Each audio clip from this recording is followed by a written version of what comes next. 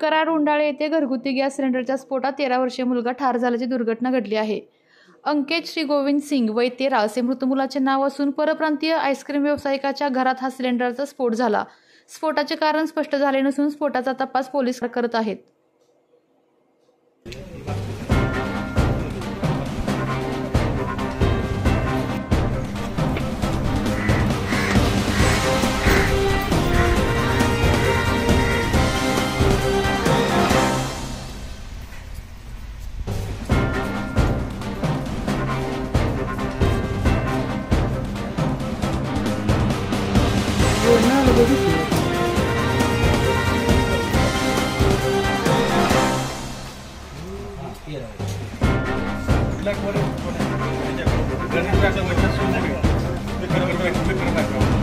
आपल्या तालुक्यातील जिल्ह्यातील बातम्या सर्वप्रथम पाहण्यासाठी आजच सातारा न्यूजला YouTube चॅनलवर सबस्क्राइब करा, लाईक करा, शेअर करा आणि बेल आयकॉन प्रेस करायला विसरू नका।